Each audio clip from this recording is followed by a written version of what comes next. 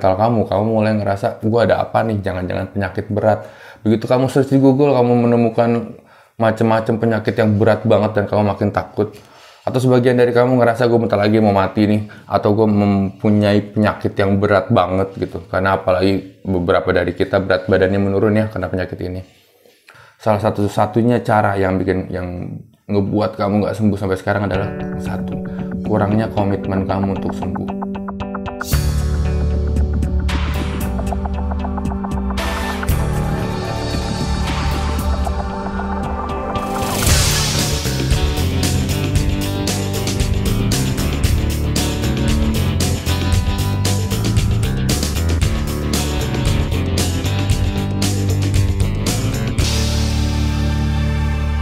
Halo guys, gue dengan Rukubo. YouTube gue hanya ngomongin soal anxiety, kecemasan berlebihan, dan dispepsia fungsional atau yang kamu tahu GERD gitu ya. Padahal GERD itu dispepsia organik guys ya, bukan fungsional. Oke, gue mau ngasih tauin sekarang kenapa sih kok kalian bisa kena anxiety disorder, kalian bisa terkena kecemasan. Begini, sebelumnya gue mau ngasih tauin dispepsia organik adalah gangguan di perut lambung bagian atas, tapi ada rasa sakit. Jadi ada lukanya. Kalau kamu makan rasa perih karena ada lukanya, atau ada gastritis itu disebut dispepsia organik, GERD disebut dispepsia organik. Cuma dispepsia fungsional adalah gangguan lambung bagian atas yang tanpa disertai rasa sakit atau tanpa disertai adanya luka di bagian organ. Jadi seperti nggak ada rasa perih, cuman gas lambung, asam lambung banyak aja. Oke? Dan itu kadang enek, mual, mau makan tapi rasa udah penuh perut, kadang sesak napas, kadang celekit di sini kan anginnya naik gitu ya. Ya yang bikin anginnya bikin kemana-mana. Oke, itu disebut dispepsia fungsional.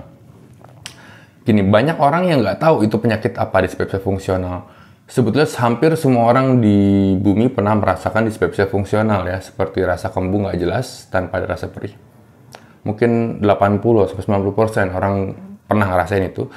Cuman bedanya mereka hanya kayak ngerasain sehari, 2 hari, besoknya sembuh sendiri. Karena memang secara fungsi terganggu, tapi secara organnya tidak ada apa-apa. Ngerti ya? Kayak tangan saya bisa begini, nggak ada apa-apa, dilihat nggak ada luka. Tapi kalau tangan saya nggak bisa begini, ada lukanya, disebut dispepsia organik. Oke, kalau nggak ada lukanya tapi nggak bisa begini, itu disebut fungsional. Jadi secara fungsi nggak bagus lah gitu.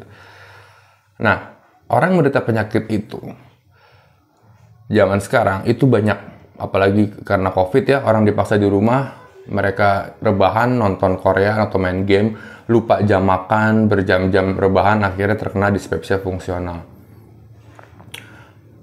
Intinya seperti gini guys, penyakit yang nggak sembuh-sembuh selama berbulan-bulan, kita taruh 3-6 bulan, itu bisa merubah kepercayaan kamu, merubah pola pikir kamu, bisa merubah sifat juga. Jadi akhirnya yang tadinya kena mental jadi kena mental. Ada pesawat lewat. Oke guys, tadi sampai mana tuh pesawat lewat ya? Ada pesawat lewat. Nah, abis gitu penyakitnya itu nggak sembuh-sembuh guys. Nggak sembuh-sembuh, nggak tahu kenapa. Ya, ngebuat kamu lebih khawatir lagi, lebih takut lagi.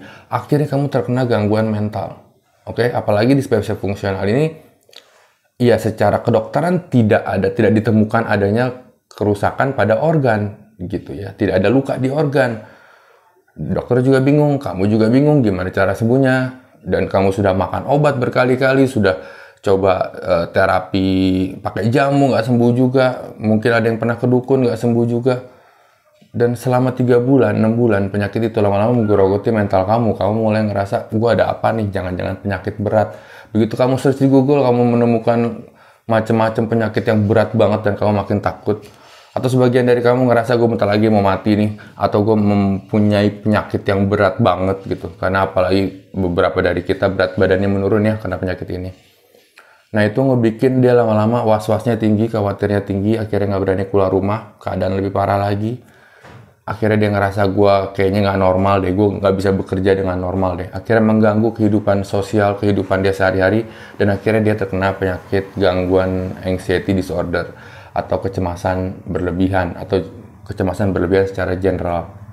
Atau ada juga yang terkena hipokondria, dia takut terkena dirinya penyakit berat. Atau yang nggak berani keluar tempat umum disebut agorafobia, mereka takut ke tempat umum. Atau ketika mereka pernah mencoba sekali dua kali ke tempat umum ngobrol sama seseorang dan kumat di situ, dan akhirnya mereka terkena social anxiety. Jadi begitu bersosial mereka ngerasa cemas. Penyebabnya karena balik lagi karena penyakit yang diderita selama 3 atau 6 bulan lebih dan nggak sembuh-sembuh. Contoh begini ya guys ya, contoh nggak usah dyspepsia fungsional ya karena ribet dyspepsia fungsional.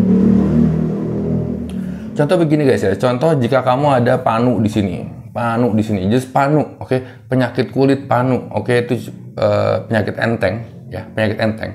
Tapi jika penyakit panu kamu di sini nggak sembuh dalam sebulan, kamu mulai kena depresi dong, karena panu gue nggak sembuh loh di sini loh. Ini jangan-jangan kenapa nih? Kamu depresi. Beberapa dari kamu mulai nggak keluar rumah, mulai nggak pede, ya kan, terus mulai mikir yang aneh-aneh. Bayangkan selama 3 bulan atau selama 6 bulan panu kamu di sini nggak sembuh-sembuh. Apa yang terjadi? Kamu sudah ke dokter nggak sembuh, dikasih salep dari salep murah, salep mahal, ya kan? Nggak sembuh-sembuh. Kamu bawa jamu, dikasih ramuan ini nggak sembuh-sembuh. Terus kamu pikir, wah ini pasti gara-gara jin. Terus kamu ke dukun, ke ustadz, nggak sembuh-sembuh juga. Panunya, apa yang terjadi di diri kamu? Ya, kamu kan ngerasa cemas, berlebihan. Kenapa nggak sembuh-sembuh? Udah 6 bulan nih, udah semua dokter gue datengin, gue udah habis 20 juta nggak sembuh-sembuh. Dan kamu makin cemas akan kesehatan kamu. Betul kan? Dan itu hanya panu. Bayangkan jika itu dyspepsia fungsional, yaitu yang ada di dalam perut sini. Yang nggak kelihatan, panu masih kelihatan ya. Membaik atau enggaknya kan kelihatan. Ya, jika dia mengecil atau warnanya sudah nggak putih lagi, kelihatan. Di sini nggak kelihatan. Ya kan, kamu nggak tahu nih udah sembuh atau belum, tapi tiba-tiba kadang sembuh, kadang tiba-tiba kok gue sesak napas lagi. Ya kan? Kadang gue udah 2 minggu udah sembuh, tapi kok di sini sakit lagi. Kadang kok gitu, kenapa nih? Ada yang tiba-tiba sesak, ada yang tiba-tiba kok leher gue panas ya, kok mulut gue pahit ya. Betul kan? Ada beberapa yang lebih parah seperti kelingan, kok gue mau jatuh nih. Oh, tolong ya. Dan itu dari dyspepsia fungsional. Selama 6 bulan, kamu bayangkan, jika orang menderita seperti itu selama 6 bulan, apa yang terjadi? Mentalnya mulai kena. Mereka mulai takut sesuatu buruk terjadi di diri mereka. Entah penyakit apapun yang mungkin menyeramkan. Karena mereka sudah coba ke dokter, nggak sembuh-sembuh berkali-kali. Betul kan gua? Lo sudah minum obat berapa kali, berapa macam coba? Dari omeprazol, lansoprazol, dan zozolan lainnya, nggak sembuh kan? Ya kan? Udah minum cairan pink tuh, sirop nggak sembuh juga kan, dan masih suka kelingan. Nah itu guys, bagi kamu yang belum tahu penyakit ini, itu aku kasih tauin bagi kamu suaminya atau istrinya atau keluarga yang nonton ini, itulah gara-garanya kenapa teman kamu menderita seperti ini. Ya, di cara sembuh 4P yang playlistnya di sini. Kalau misalnya cara sembuhnya di situ adalah pertama kali adalah menyembuhkan lambung atau badannya dulu, karena dari badan baru kita bisa merubah pola pikir. Baru dari pola pikir baru kita bisa merubah pola sifat. Begitu cara penyembuhan pola 4P aku. Bagi kamu yang mau nonton silakan masuk playlistnya di sini. Bagi yang nggak mau nonton silakan beli buku aku. Bagi yang malas baca buku silakan ikut webinar aku yang diadakan awal bulan ini, kayak sekarang lagi diadakan seminar. Itu lewat Zoom, jadi kamu tetap di rumah aja. Aku tahu kamu nggak bisa keluar rumah, tetap di rumah aja. Di handphone kamu bisa ikut webinar dan melakukan tugasnya karena kita pantau selama sebulan. Dan saya rasa udah nggak ada dan udah nggak ada alasan lagi ya kenapa kamu nggak bisa sembuh ya. Kamu tinggal pilih aja, udah nonton YouTube, baca buku, ikut webinar, atau join aku sering nongol di Uplive, aplikasi Uplive. Sering juga nongol di YouTube Live atau di Instagram Live. Banyak lagi cara buat kamu buat sembuh. Salah satu-satunya cara yang ngebuat kamu nggak sembuh sampai sekarang adalah satu, kurangnya komitmen kamu untuk sembuh. Kalau komitmen kamu udah kuat, kamu pasti bisa nyembuhin penyakit ini. Gue Ricky Bowo, salam sehat, jangan lupa follow Anxiety Care Indonesia di Instagram dan follow Instagram aku biar kita bisa temenan. Stay cool.